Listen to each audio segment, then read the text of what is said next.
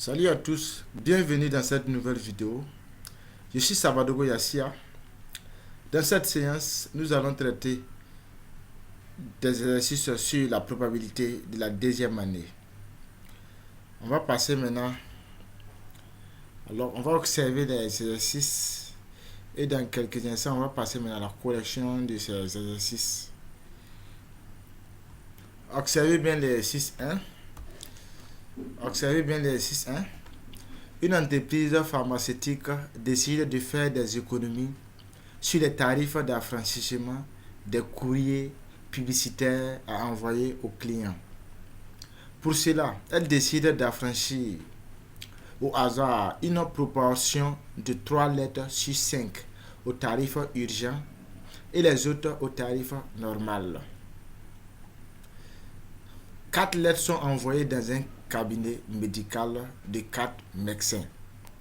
Quelle est la probabilité des événements? A. Au moins l'un d'entre eux reçoit une lettre au tarif urgent. B. Exactement 2 médecins sur les 4 reçoivent une lettre au tarif urgent. La question numéro 2. Soit X est la variable aléatoire. Tu comptes le nombre de lettres à franchir au tarif urgent parmi les 10 lettres. Quelle est la loi de probabilité de X? Quelle est son expérience et quelle est sa variance? Observez bien l'exercice numéro 1.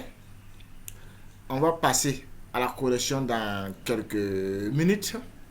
Donc, observez bien le sujet de l'exercice numéro 1.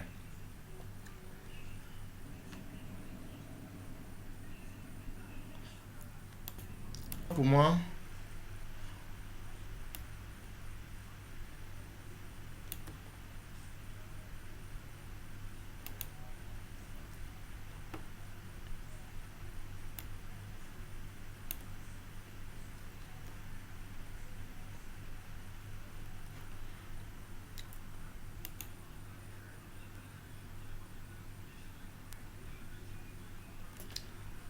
ok, maintenant la correction, la question numéro 1. On utilise une loi binominale. La loi de variables aléatoires, le nombre de lettres à franchir au tarif urgent. Parmi les 4 lettres. Donc n égale à 4. Autant pour moi, c'est n égale à 4 et non 5. Donc rectifier ici. C'est n égale à 4 et p égale à 3 cinquièmes.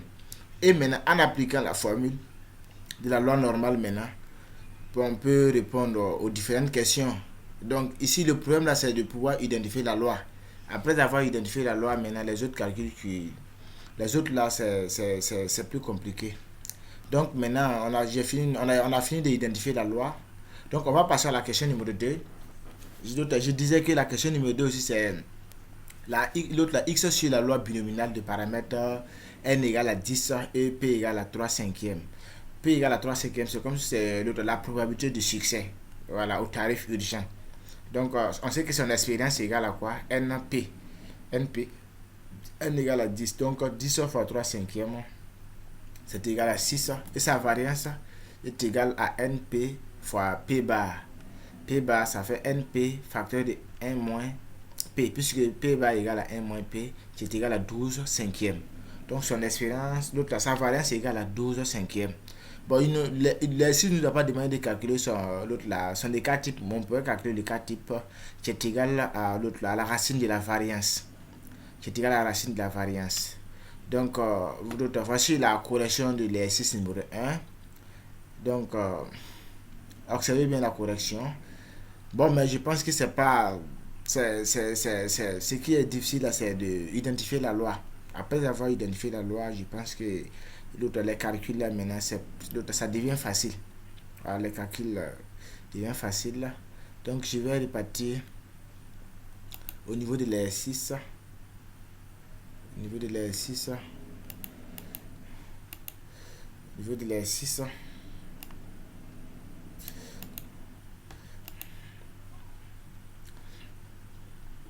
Une entreprise pharmaceutique. Donc, dans quelques instants, on va passer à l'exercice numéro 2. On va identifier la loi et puis on va commenter un peu l'exercice et puis on va passer à la correction maintenant. Et on va afficher maintenant le corrigé de l'exercice numéro 2. Donc, maintenant on passe à l'exercice numéro 2. Exercice numéro 2. On prend au hasard en même temps 3 ampoules dans un lot de 15 ampoules dont 5 sont défectueuses. Dans un lot de 15 ampoules, 5 sont défectueuses. Calculer la probabilité des événements. A. Au moins une ampoule est défectueuse. B. Les 3 ampoules sont défectueuses. C. Exactement une ampoule est défectueuse. Bon, pour l'autre là, pour répondre aux différentes questions posées, d'abord, on doit identifier d'abord la loi. X sur quelle loi? Après avoir identifié la loi maintenant, l'autre là, on va pouvoir calculer, répondre aux différentes questions posées. Maintenant, je vais redire les. On prend au hasard et en même temps 3 ampoules, d'autres là, 3 ampoules dans un lot de 15, dont 5 sont défectueuses. Calcule la probabilité des événements. Selon moi, X est la variable aléatoire qui compte le nombre d'ampoules défectueuses. Donc, X est la variable aléatoire qui compte le nombre des ampoules défectueuses. Puisque dans un lot de 15, dont 5 sont défectueuses, et on tire 3 dans les 15, et maintenant, on veut compter le nombre de l'autre là, le nombre d'ampoules qui est défectueuse parmi les 3 tirées. Donc, d'autres là, on peut dire que X sur la loi binominale de paramètres n égale à 3, E de probabilité 5 quinzième, P égale à 5 quinzième, puisque dans les 15 là, nous avons 5 pièces qui sont défectueuses. Donc on peut dire que X sur la loi binominale de paramètres n égale à 3 et P égale à 5 quinzième. P c'est l'autre, la probabilité de succès. Donc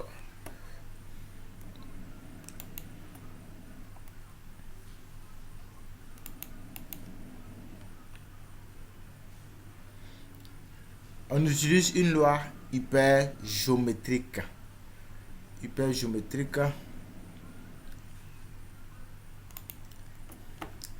Autant pour moi, j'avais fait une erreur à ce niveau. On prend au hasard en même temps 3 ampoules dans un lot de 15, donc 5 sont défectueuses. Calcule la probabilité des événements. A, au moins une ampoule est défectueuse. B, les 3 ampoules sont défectueuses. C, exactement une ampoule est défectueuse.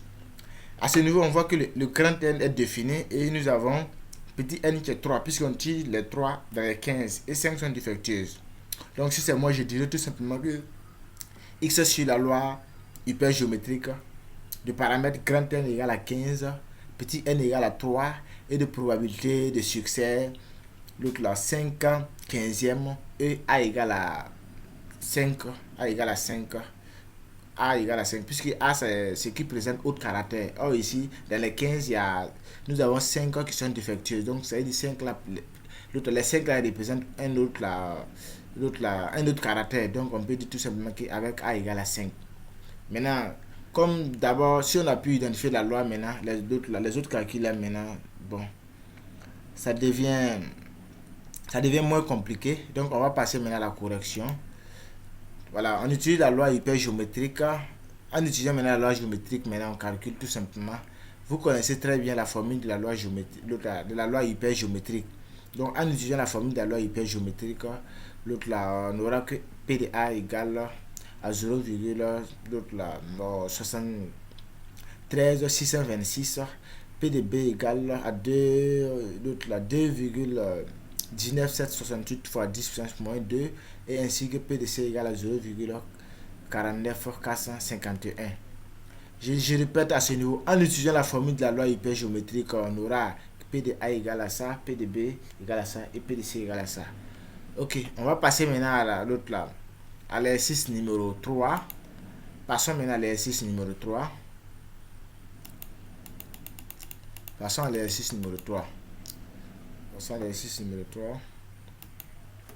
Un avion peut accueillir 20 personnes. Des statistiques montrent que 25% des clients ayant réservé ne viennent pas. Soit X est la variable aléatoire. Tu comptes ou bien tu montes le nombre de clients qui viennent après réservation parmi les 20. Quelle est la loi de X? on ne donnera que la forme générale. Quelle est son expérience, son écart type et quelle est la probabilité pour que x soit égal à 15. Bon, d'abord, c'est ce que j'ai vu de toujours dit. Si on donne un exercice de sujet, après avoir lu le sujet en probabilité, c'est mieux d'abord de chercher à savoir l'autre là, x sur quelle loi. Voilà, si vous avez pu identifier la loi là, bon, je pense que les autres questions là, ça devient facile. Voilà, ça devient facile. Maintenant, si vous vous trompez au niveau au niveau de la loi, donc c'est compliqué, c'est-à-dire vous allez totalement passer à côté. Voilà, donc ici, on va chercher à identifier d'abord la loi. On dit un avion peut accueillir 20 personnes. Les statistiques montrent que 25% des clients ayant réservé ne viennent pas. Soit X est la variable aléatoire tu comptes ou bien tu comptes le nombre de clients qui viennent après réservation parmi les 20. C'est ça. Quelle est la loi de X? Moi, si c'est selon moi, je dirais tout simplement que X sur la loi binominale de paramètre n égale à 20, de paramètre n égale à 20 et de probabilité de succès. Probabilité de succès. Probabilité de succès. Or, regardez bien sûr, on dit 25% des clients ayant réservé ne viennent pas. Or, c'est 25% qui ne viennent pas. Donc, pourtant, notre X là compte le nombre de clients qui viennent. Donc, ça veut dire maintenant, pour trouver la probabilité de succès, revient maintenant à faire 25% moins 100. Donc, 100 moins 25%. Donc, on aura 75%. Donc, X sur la loi binominale de paramètre P égale à 75% et N égale à 20. En appliquant la loi binominale de paramètre N égale à 20 et P égale à 75%, on pourra maintenant répondre aux différentes questions posées.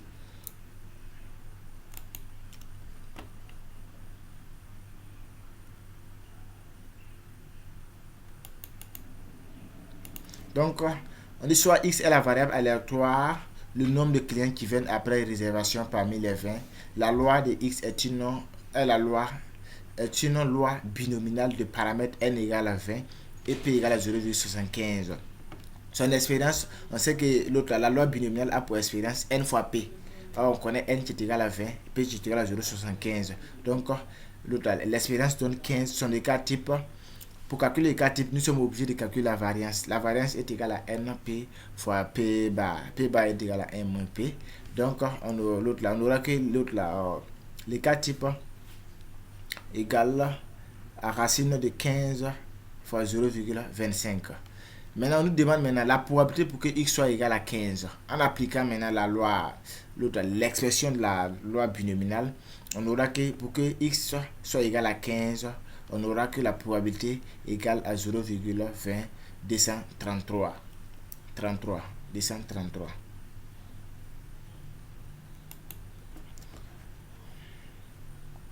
Donc ça c'est la correction de l'exercice numéro 3. Je vais mettre l'exercice, vous allez observer bien l'exercice numéro 3. J'ai fini d'expliquer cette partie. Donc on va passer maintenant à l'exercice numéro 4. On va passer à l'exercice numéro 4. Passons à l'exercice suivant. L'exercice numéro 4. L'oral d'un concours comporte au total 100 sujets. L'oral d'un concours comporte au total 100 sujets. Les candidats tirent au sort 3 sujets et choisissent alors le sujet traité parmi ces 3 sujets. Un candidat se présente en ayant révisé 60 sujets sur les 100. Quelle est la probabilité pour que le candidat ait révisé les 3 sujets tirés? Exactement 2 sujets sur les 3 sujets. Aucun des 3 sujets. Définir une variable aléatoire associée à ce problème et donner sa loi de probabilité, son expérience. Donc on va chercher d'abord à identifier quoi? La loi. X sur quelle loi? Maintenant on dit dans l'oral d'un concours comporte au total 100 sujets. Les candidats tirent au sort 3 sujets et choisissent alors le nombre de sujets traités. Donc on va identifier la loi. On va identifier X sur quelle loi. Mais à ce niveau, moi je dirais tout simplement que X sur la loi hypergéométrique de paramètres grand N égale à 100 et petit n égale à 3 et de probabilité de succès c'est égal, le candidat tire au sort 3 sujets et choisit au hasard le sujet traité parmi ces 3. Donc, et probabilité de succès, l'autre là, 60 divisé par 100. 60 divisé par 100, ça fait 0,6. Donc, X sur la loi hypergéométrique des paramètres grand N égale à 100, petit n égale à 3 et probabilité de succès 0,6 ou bien 60 divisé par 100. Maintenant, après avoir identifié la loi de X, on pourrait maintenant répondre aux différentes questions posées. Quelle est la probabilité que le candidat ait révisé petit a les 3 sujets? Donc passons maintenant à la correction de cet exercice. Donc la variable aléatoire associée à ce problème est x, le nombre de sujets révisés parmi les 3. Son support est l'ensemble de 0. Bon, les valeurs prises par x, soit parmi les 3 sujets tirés, il peut peut-être parmi les 3 sujets tirés, il peut ne pas tomber sur un sujet qu'il a révisé. Donc on peut avoir 0, on peut avoir 1, il peut réviser 2 parmi les 3, il peut réviser 3 parmi les 3 sujets tirés. Donc la loi de X est une loi hypergéométrique puisque l'événement XK pour K compris entre 0 et 3 se produit si le candidat tire K sujets parmi les 60 révisés et 3 moins K sujets parmi les 40 non révisés. Alors les 3 sujets tirés ont été révisés. En appliquant la formule de la loi hypergéométrique, on remplace P de X égale à 3, on calcule. Maintenant, deux des 3 sujets tirés ont été révisés. On remplace P de X égale à 2. On aura le résultat. Question 3. Aucun des 3 sujets, on remplace P de X égale à 0 et on aura le résultat aussi. On dit la loi de probabilité de X est donnée par le support, c'est-à-dire les valeurs prises par X. On peut avoir, parmi les 3 sujets, il peut ne pas d'autres à traiter 0 sujet. On peut avoir un sujet déjà traité, 2 sujets, 3 sujets. 3 sujets. Donc, la formule de la loi hypergéométrique P de X égale à K égale à combinaison de K dans 60 fois combinaison de l'autre là, 3 moins K dans 40 sur combinaison de 3 dans 100. Là, c'est la formule de la loi hypergéométrique.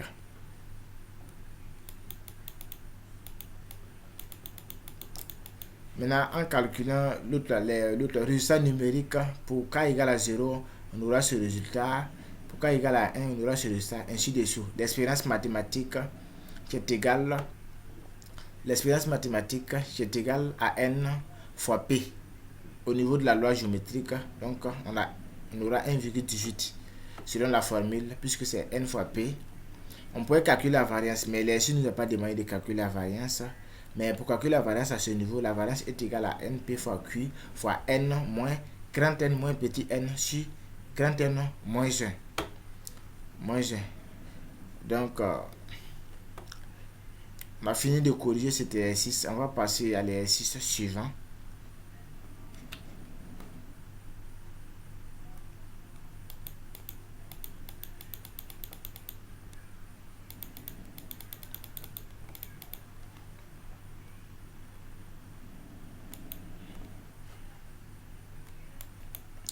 Ok, on passe maintenant à l'exercice suivant, exercice numéro 5. Un candidat se présente à un concours où, cette fois, les 20 questions sont données sous forme de QCM. À chaque question sont proposées 4 réponses.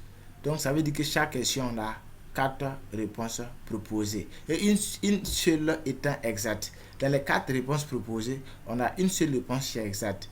L'examinateur fait le compte des réponses exactes données par les candidats. Certains candidats répondent au hasard à chaque question. Pour cela, définir une variable aléatoire associée à ce problème et donner sa loi de probabilité et son expérience. On va essayer d'identifier la loi. X sur quelle loi? L'exercice 5, on va identifier d'abord la loi. Maintenant, pour identifier la loi ici, on sait qu'un candidat se présente à un concours où cette loi, où cette fois les 20 questions sont données sous forme de QCM. À chaque question sont proposées 4 réponses et une réponse étant exacte. Donc, selon moi, je dirais tout simplement que X sur la loi binominale de paramètres n égale à 20 et de probabilité de succès qui est égale à 1 divisé par 4. Puisque dans les 4 réponses proposées, nous avons une seule qui est exacte. Donc la probabilité de succès est égale à 1 quart. 1 quart. Maintenant, après avoir identifié la loi de X, l'autre là, on pourrait maintenant répondre aux différentes questions.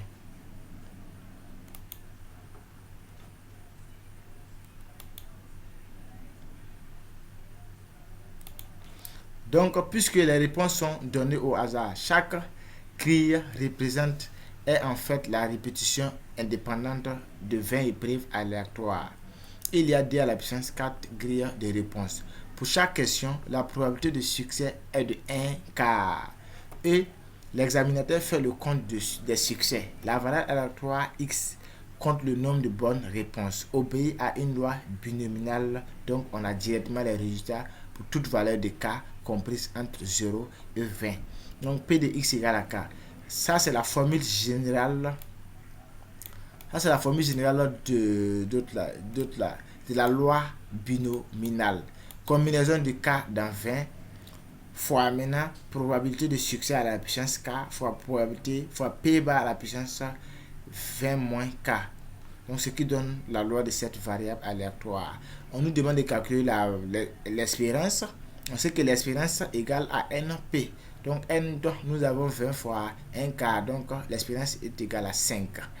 L'espérance est égale à 5. On passe maintenant à l'exercice suivant. Passons maintenant à l'exercice numéro 8. Un industriel doit vérifier l'état de marche de ses machines. Et en remplaçant certaines, le cas échéant, d'après des statistiques précédentes, il évalue à 30% la probabilité pour qu'une machine de tomber en panne en 5 ans. Parmi ces dernières, la probabilité de devenir hors d'usage suite à une panne plus grave est évaluée à 75%. Cette probabilité est de 40% pour une machine n'y a jamais eu de panne. Quelle est la probabilité pour qu'une machine donnée de plus de 5 ans d'être hors d'usage?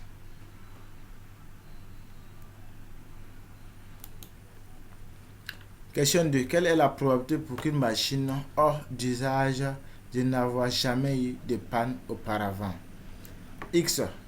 3. Soit X la variable aléatoire, le nombre de machines qui tombent en panne au bout de 5 ans parmi 10 machines choisies au hasard.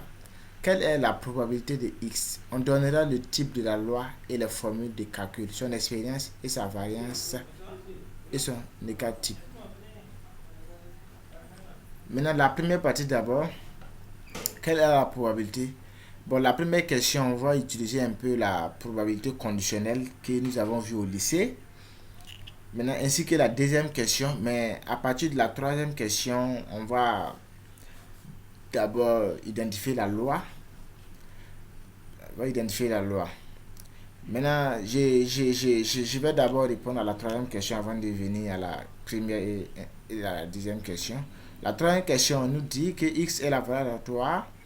Je compte le nombre de machines qui tombent en panne au bout de 5 ans parmi les 10 machines choisies au hasard.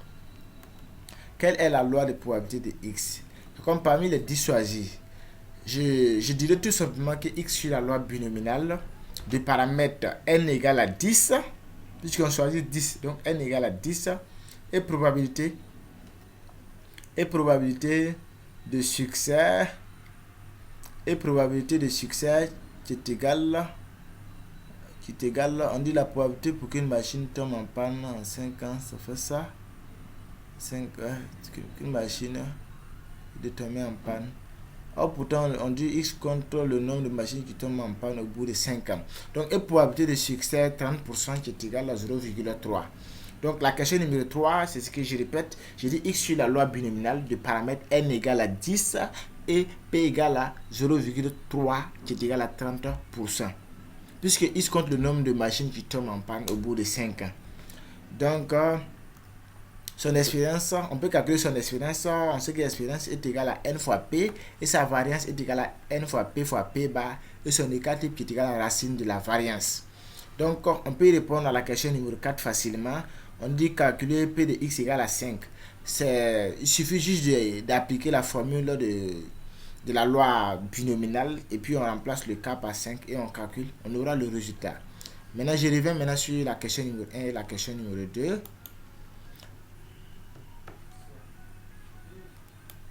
La question numéro 1, je vous avais dit qu'on va appliquer la probabilité conditionnelle que nous avons vue au lycée. Maintenant, en appliquant cette probabilité conditionnelle, on aura le résultat. Question numéro 2 aussi, pareil, on applique la probabilité conditionnelle et on aura le résultat. Je ne vais pas trop commenter sur la probabilité conditionnelle puisque on a déjà vu ça. On a vu ça au lycée, donc ici, c'est pas le moment de parler de la probabilité conditionnelle, mais plutôt c'est différentes lois. Donc c'est pourquoi j'ai laissé la question numéro 1 et puis question numéro 1 et puis la question numéro 2. Donc je disais tout simplement que la x sur la loi binominale de paramètre n égale à ça et de probabilité de succès qui est égale à 0,3 et son expérience est égale à 3. Voilà, pour question numéro 4, on dit calculer p de x égale à 5. En remplaçant k égale à 5, on aura que la probabilité est égale à 0,10 292.